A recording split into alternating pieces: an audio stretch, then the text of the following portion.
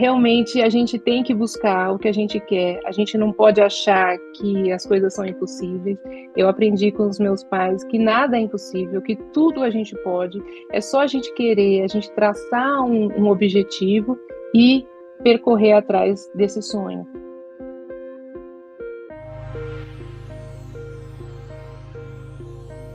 Olá, começa aqui mais um programa Diagnóstico por Dentro do Mercado. E é por dentro mesmo, porque a gente conhece os CEOs, as cabeças que comandam as empresas, em especial as empresas, as novidades e tudo mais. Hoje, olha, estou muito feliz, né? Que é a estreia de uma empreendedora feminina no nosso projeto, que é a Roberta Farinelli, da Revit, ela que é General Manager para Latam, para a América Latina, à frente dos negócios de diagnóstico e life science da companhia. Roberta, que alegria, olha, tapete vermelho para você, estou curiosíssimo aí para esse nosso papo. Tudo bem Poxa, com você? muito obrigada pela introdução. Sim, tudo ótimo. Agradeço muito o convite de poder falar aqui com vocês. Eu tenho muito orgulho de trabalhar na Revit, porque ela coincide com os meus valores também, sabe? Então, é muito gratificante poder falar da minha trajetória profissional e da Revit também. Muito bom, já deu um gancho então para uma pergunta daqui a pouco aí sobre valores, isso é muito importante e é um tema sempre propício para a gente abordar. Antes então, Roberta, vamos acompanhar a palavra do presidente, a palavra do Carlos Eduardo Gouveia, presidente da Câmara Brasileira de Diagnóstico Laboratorial, a CBDL, que justamente oferece esse programa para vocês.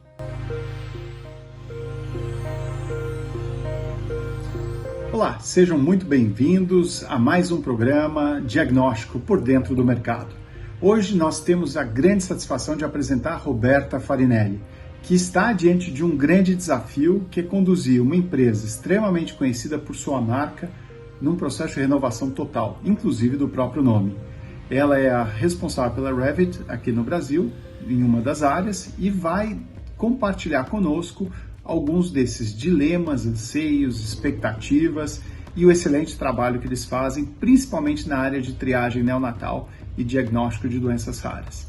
Não percam esse programa, compartilhem com seus colegas, amigos e todos aqueles que podem se interessar. Essas informações são muito valiosas e nos ajudam a conduzir o setor de diagnóstico para um movimento cada vez mais pujante e trazendo o acesso às terapias de forma eficaz e cada vez mais precisas. Roberta, tá aí então o Carlos Gouveia mandando um recado, mandando uma mensagem para você também. Queria que você analisasse um pouquinho, né, dessa relação com o Carlos Gouveia, em especial da importância de ser uma empresa associada à CBDL. Sim, claro, é um prazer falar do Carlos. O Carlos é uma pessoa incansável, né? Ele está sempre à frente de vários projetos e é até uma inspiração para nós, né? Quando a gente acha que não tem tempo para fazer as coisas, a gente lembra do Carlos e vê que é possível, porque ele consegue administrar o tempo dele e está aí em várias frentes ao mesmo tempo. Isso é muito, muito bacana. A CBDL ela tem uma importância muito grande para nós que somos o diagnóstico, porque ela reúne as empresas com uma finalidade comum, que é trazer um diagnóstico de qualidade, viabilizar com que os produtos e as tecnologias cheguem ao paciente, né, aos nossos clientes, que são os laboratórios clínicos, né? E isso é muito importante porque, como um grupo, nós temos uma força maior, porque quando surge uma demanda nova, por exemplo, como houve toda aquela urgência do Covid, que novos kits foram lançados, e a CBDL foi muito importante, porque ali foi um caso muito, assim, um exemplo bem clássico de como o grupo das indústrias e provedores de diagnóstico do Brasil, se unindo, conseguiram trazer para a Anvisa todos os documentos e requisitos necessários para a gente trazer novos kits, né, que foram lançados assim muito rapidamente, e poder ser aprovado de uma maneira também muito rápida, fora do comum. Então, ali foi um exemplo muito clássico e que as empresas, ainda que em alguns momentos, vários momentos, somos concorrentes, mas temos todos um mesmo objetivo, e isso é muito bacana, poder estar trocando essas experiências com essas empresas, trocando também todos os conceitos que nós temos, né, de qualidade. Então, isso é muito importante, a CBDL, para nós. muito bom, bem colocado, inclusive, né? Porque, sem dúvida alguma, o objetivo maior tem que imperar, né? Então, é importante realmente que as empresas, independentemente de estarem no mesmo segmento, né? Pelo menos lutem por uma causa comum. Muito importante isso que você trouxe, Roberta. Antes de conhecer um pouquinho mais a Roberta, você falou da pandemia, um momento, né, sem dúvida alguma, de grandes reinvenções, né? De grandes redirecionamentos. Então, nos conta assim, Roberta, qual foi o maior redirecionamento ou reinvenção que você, como, né, individualmente teve e que também a Revit teve? Durante a pandemia, realmente a Revit teve um papel muito importante, porque pela maneira com a qual nós conseguimos escalar a produção para atender globalmente as demandas que surgiam em cada país. Então, foi formado um comitê onde nós tínhamos reuniões diárias para dividir, né, um pouco de reagente para cada país e também a produção de equipamentos, porque não era só reagente, eram equipamentos também. Então, nós tínhamos reuniões diárias com os clientes e com a fábrica. Nós tivemos também uma expansão em alguns países onde o nosso produto de biologia molecular ainda não estava posicionado. Rapidamente nós tivemos que assumir novos contratos com distribuidores. Então foi tudo feito assim muito rapidamente, mas também sempre mantendo os critérios de qualidade, de compliance. E então assim foi um momento, uma fase que passaram como se fossem muitos anos em apenas 2 anos, né? No começo eu estava com todo o gás e tudo, porque a gente praticamente o nosso departamento de diagnóstico molecular, a gente fala, levou a companhia nas costas, né? Porque as outras linhas pararam de vender. E aí nós tivemos que suportar toda a operação com o número de pessoas que nós tínhamos, que o departamento do diagnóstico molecular era o menor em termos de número de pessoas, mas nós tivemos que trazer um resultado assim muito grande e tudo deu certo. Então eu diria que a gente, mesmo quando acha que não vai dar, a gente consegue. Durante o primeiro ano, quando estava se aproximando do fim do primeiro ano e começou o segundo ano, nós dissemos, nossa, vai começar tudo de novo e vai ser aquela loucura de novo. Então, também foi momentos de cansaço, momentos de achar que não ia ser possível, de tentar, não, agora eu desisto, mas sempre com aquele propósito, né? Eu sou biomédica e desde que eu me entendo por gente, eu sempre quis trabalhar na área da saúde. Então, por quê? Para ajudar as pessoas, né? E trabalhando com diagnósticos, com todo o propósito que nós temos, o cansaço consegue ser vencido de uma maneira mais fácil, mais natural, né? Eu diria. Perfeito. Não, sem dúvida, imagino o período árduo que vocês enfrentaram, realmente incansável, né? Um fôlego a lá Carlos Eduardo Gouveia, né, para enfrentar realmente Isso. esse período. Isso mesmo. Agora, e na vida pessoal, o que mudou para você em relação à análise, a conceitos sobre a pandemia?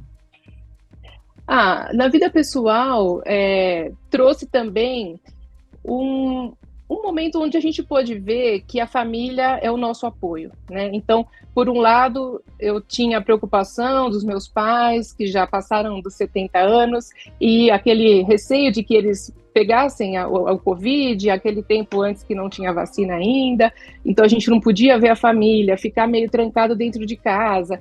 Muita gente, até conhecidos, né, falavam, nossa, ficar dentro de casa todo mundo junto é muito difícil, mas para nós somos em poucos dentro de casa, né? Então eu tenho meu marido e minha filha, que agora já tem 18 anos, na época ela tinha acabado de fazer 15, e cada um ficou no seu cômodo, né, trabalhando, e a gente acabou, e 2 cachorras também que nós temos, e tudo acabou entrando numa sintonia. Então foi legal, porque a gente viu que a gente se ama, a gente se entende, e a gente conseguiu se equilibrar, mesmo nos momentos mais difíceis ali de ficar preso dentro de casa. Na época eu morava num apartamento, era um apartamento amplo, mas mesmo assim a gente se sentia meio preso, né? E até por conta disso eu acabei depois me mudando para uma casa também. Então impactou bastante no nosso dia a dia, mas foi bom para a gente testar o quanto que a gente se aguenta, que a gente se suporta e o quanto que a gente pode ser um apoiador do outro, né? Então, meu marido, minha filha, me apoiaram bastante naqueles momentos que eu tinha que ficar trabalhando de madrugada,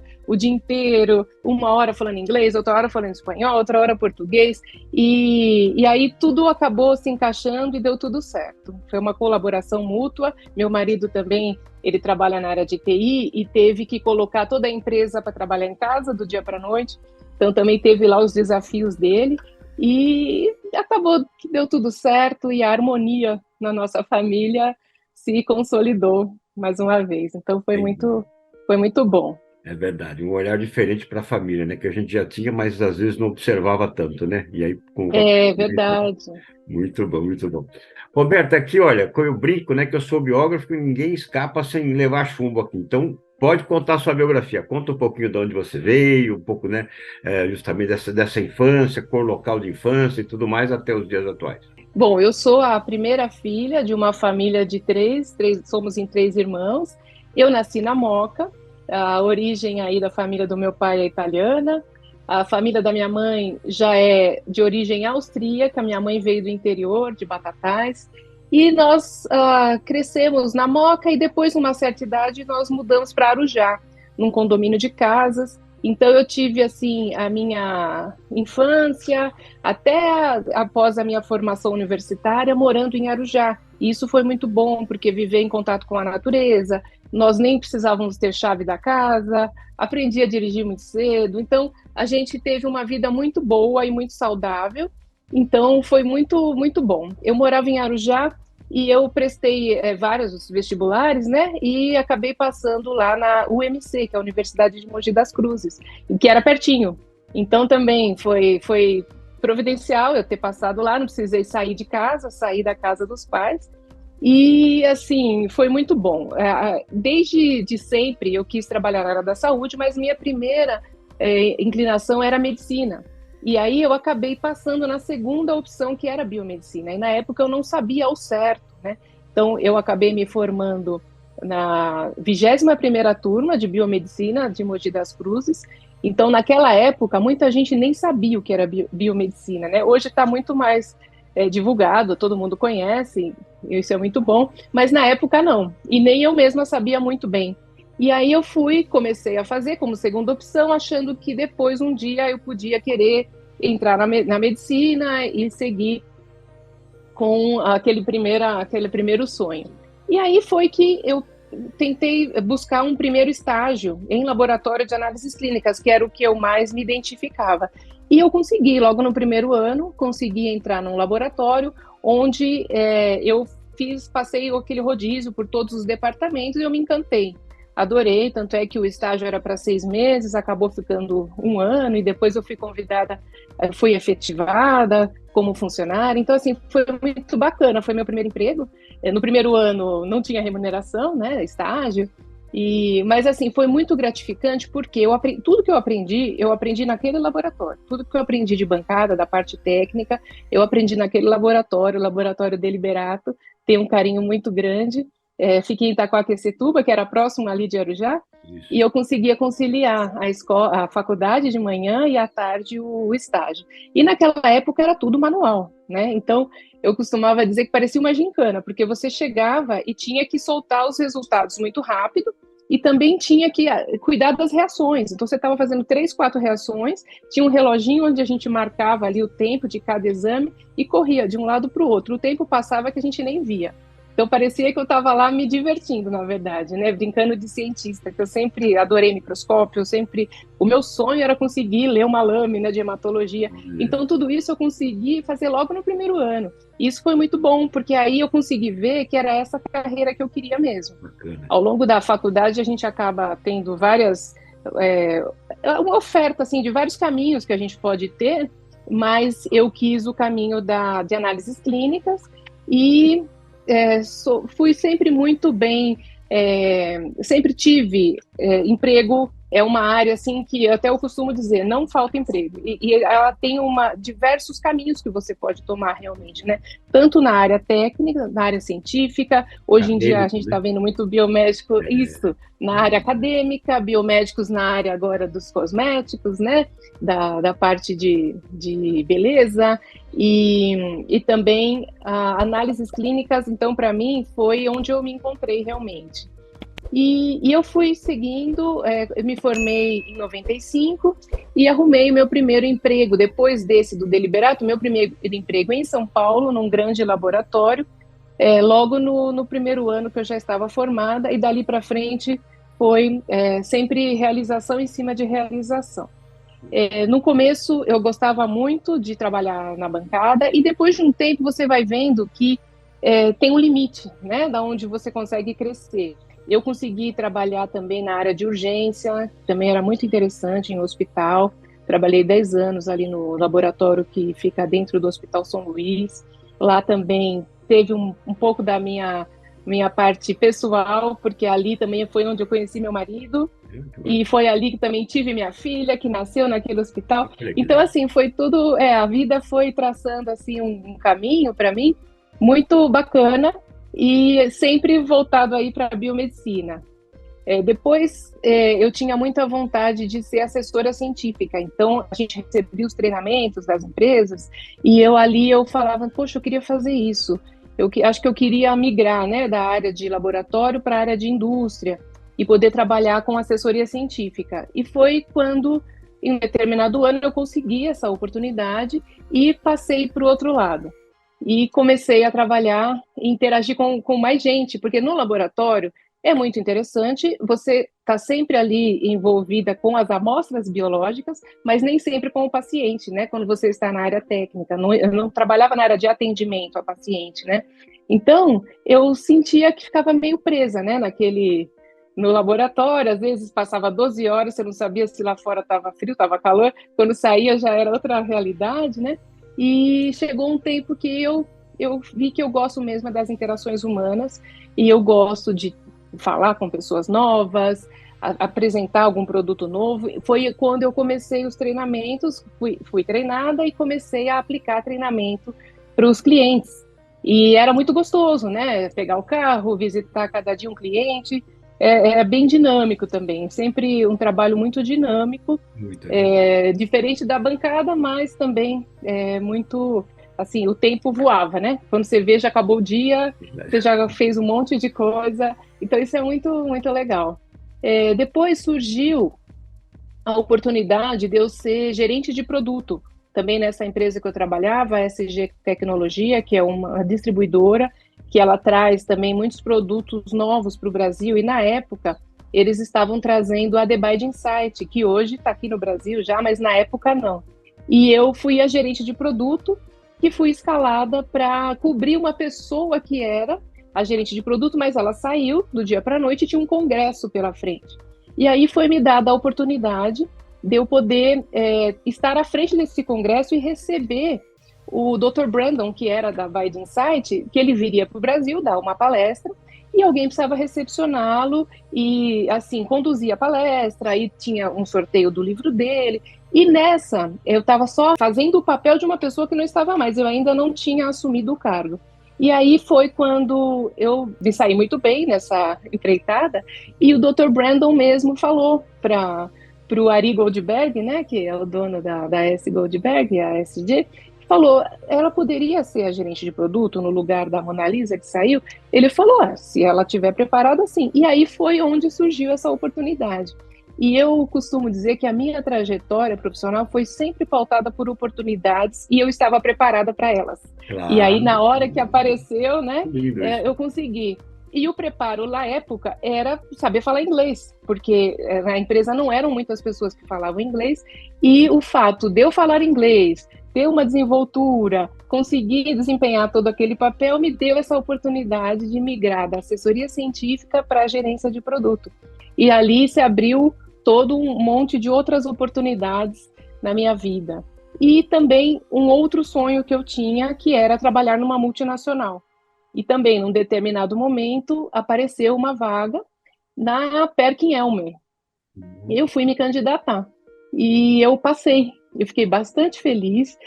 Lá não era gerência de produto, era para a área de vendas e para trabalhar com distribuidores, que eu também, para mim, era novo, que eu era distribuidora, mas eu não tinha trabalhado com distribuidores antes.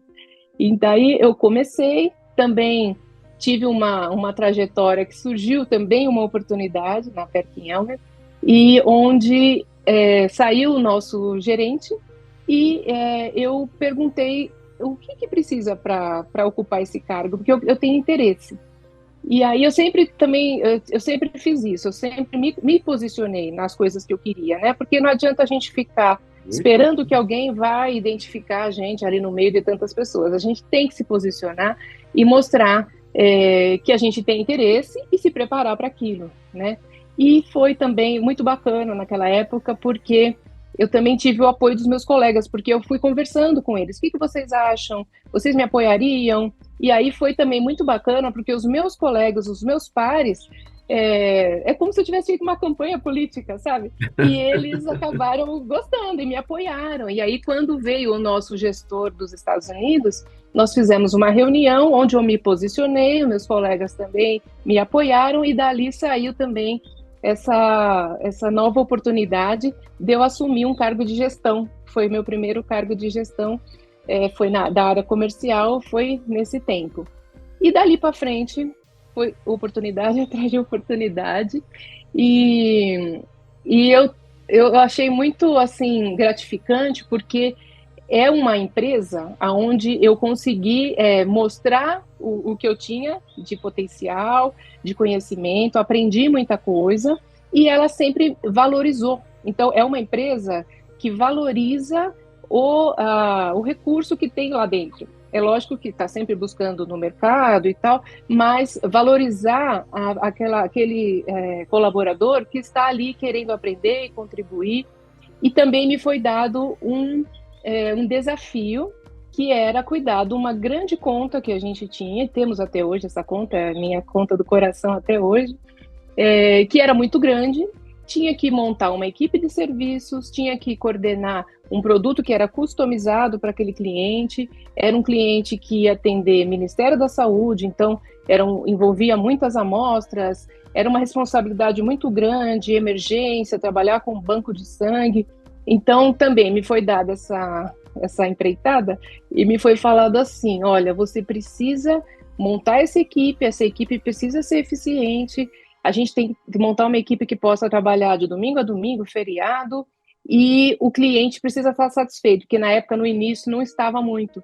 E então precisava organizar esse time. E também foi onde eu consegui cumprir com todo aquele desafio que me foi apresentado, e também me propiciou isso, abrir outros caminhos dentro da empresa. Isso também foi muito bacana na época, e eu acho até que um pouco do meu sucesso foi baseado na minha desenvoltura também nesse desafio. Então foi muito bacana.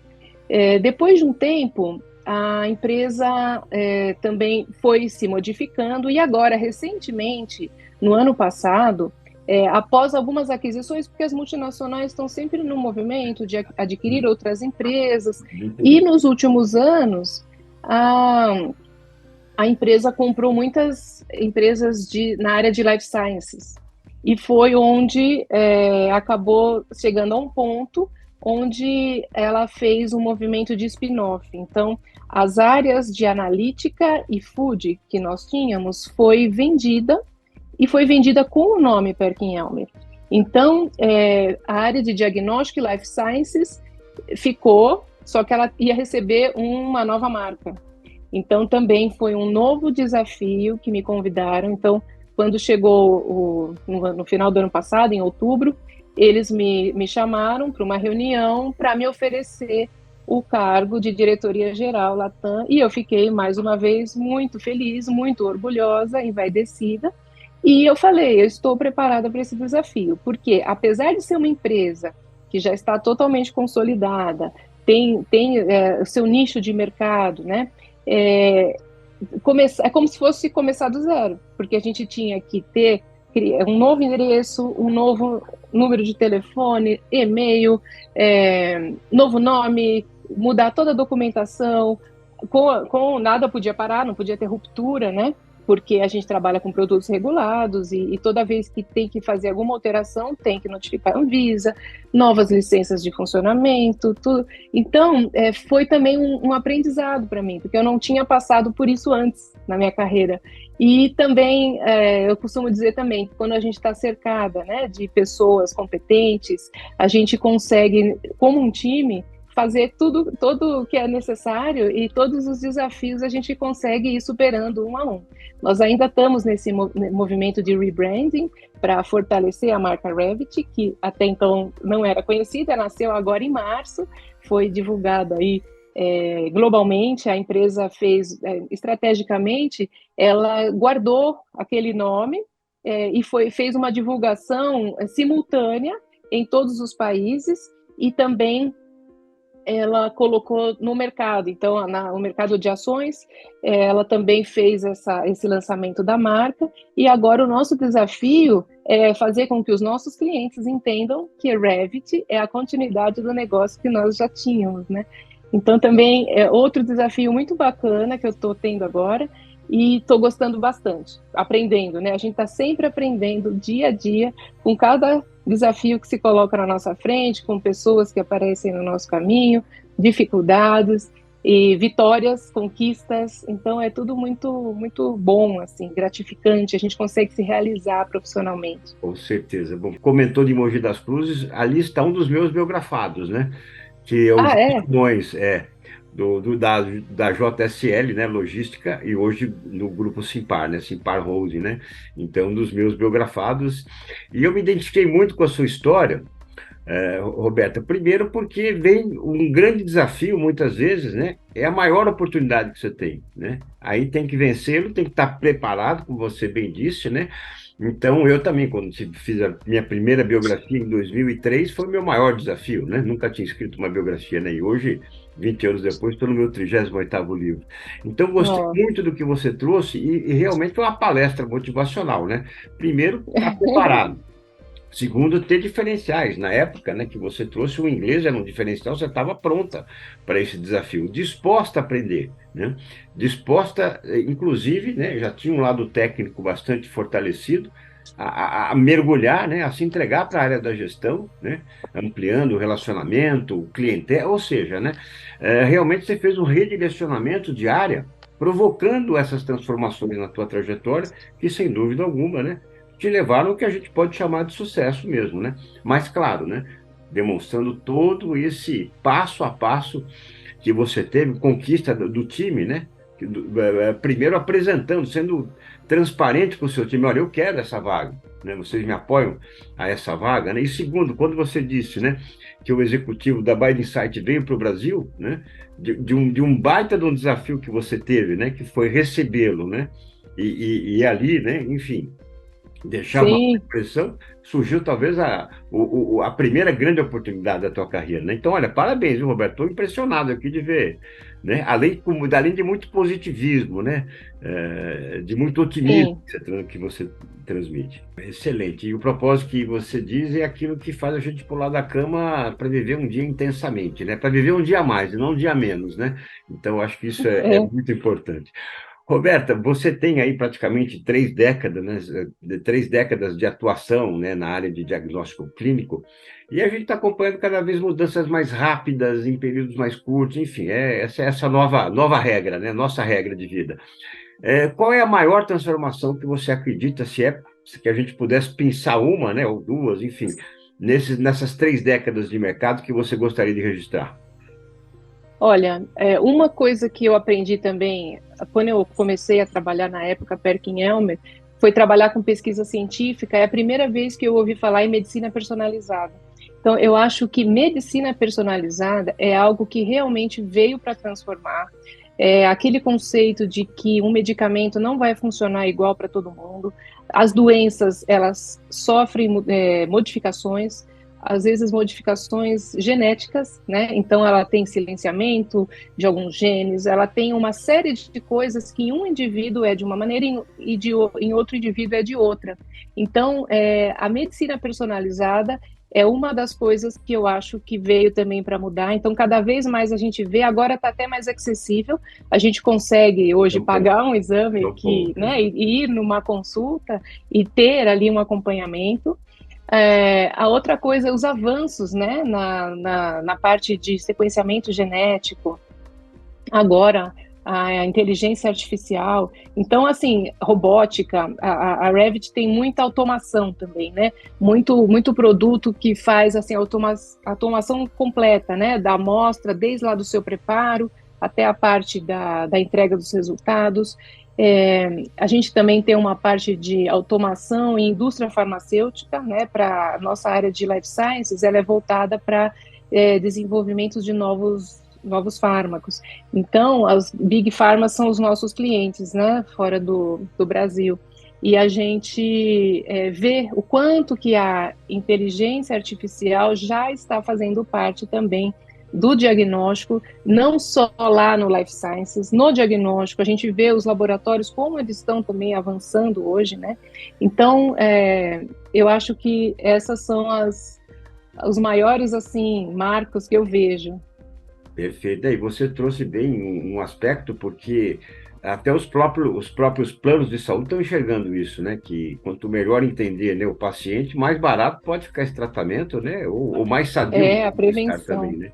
Sem dúvida alguma. Isso é muito importante, né? Até a gente, às vezes, eu gosto muito de ler, de escutar coisas sobre a área da saúde. É uma coisa que eu sempre quero aprender. E a gente vê, né? A nossa medicina, ela foi feita, até as aulas foram feitas para tratar pacientes. Então, a medicina também, o ensino da medicina também tem que se modificar, porque ele tem que ensinar a ser preventivo. Então, aí que o diagnóstico, mais uma vez, tem um papel muito importante, porque hoje a gente pode ver, por mais expert que um médico seja, para avaliar um paciente clinicamente, ele precisa do complemento da informação que o diagnóstico traz, para ele poder fechar, né, um diagnóstico e poder entrar com o tratamento adequado. Então, essa parte a gente vê que realmente o diagnóstico vem mesmo para ajudar. E a medicina preventiva, ela cada dia mais se torna importante, porque a gente vê que hoje em dia tem até plano de saúde especializado em prevenção e que é meio pioneiro, e agora parece que há uma movimentação, né? Então hoje os planos de saúde se importam de ligar para um paciente, fazer um contato para entender o que ele está passando de uma forma mais holística e não só olhar aquele pedacinho daquela doença. E isso eu acho bem positivo, porque eu acho que eles estão vendo o quanto é importante até lá na frente para economizar um leito de hospital, uma hospitalização sem necessidade, porque uma vez hospitalizado também pode estar sujeito a um monte de outras coisas, vulnerável a outras doenças. Então, realmente, a prevenção, ela é a chave de tudo, né? Perfeito. Roberta Farinelli, infelizmente, né, a gente ficaria aqui horas conversando com você, que pena. Aprendemos muito, né, parabéns pela sua história, pela sua trajetória, eu que sou biógrafo, então estou encantado, né, de conhecer um pouco da sua trajetória, e eu gostaria muito que você deixasse, né, nessas palavras finais, Roberta, uma mensagem, né, mensagem para a mulher líder, empreendedora, enfim, uma mensagem, né, a palavra é sua. Sim. Tá bem, olha, eu agradeço muito a oportunidade, eu também achei tão bacana o nosso bate-papo, que eu ficaria aqui um tempão. Agora, a minha mensagem para as mulheres realmente a gente tem que buscar o que a gente quer, a gente não pode achar que as coisas são impossíveis. Eu aprendi com os meus pais que nada é impossível, que tudo a gente pode, é só a gente querer, a gente traçar um objetivo e percorrer atrás desse sonho. Então, a mensagem que eu deixo é isso, de persiga seu sonho até você conseguir chegar onde você quer, porque é possível. Então, essa é a Muito mensagem que eu obrigado, deixo. muito obrigado, Roberto. Olha, parabéns pela sua história, pela sua trajetória, né? Obrigado pelos ensinamentos aqui que você compartilhou e o diagnóstico por dentro do mercado está pronto aqui, né, para uma segunda etapa aí dessa conversa com você. Obrigado, Roberto. Tá ótimo, muito obrigada. Muito Olha, obrigada. assim como você, tenho certeza, eu também adorei a conversa com a Roberta Farinelli, ela que é General Manager para a Latam da Revit, e sem dúvida alguma encantou a gente aqui com um pouco da história dela, do mercado, enfim. Portanto, pessoal, o Diagnóstico por Dentro do Mercado é um projeto imperdível, você tem que acompanhar, compartilhe, mande suas sugestões, perguntas, enfim, porque o espaço foi feito para você, então use e abuse dele. Portanto, tivemos hoje a Roberta Farinelli aqui. Olha, pessoal, até o próximo programa. Obrigado pela companhia. Inscreva-se no canal e tchau.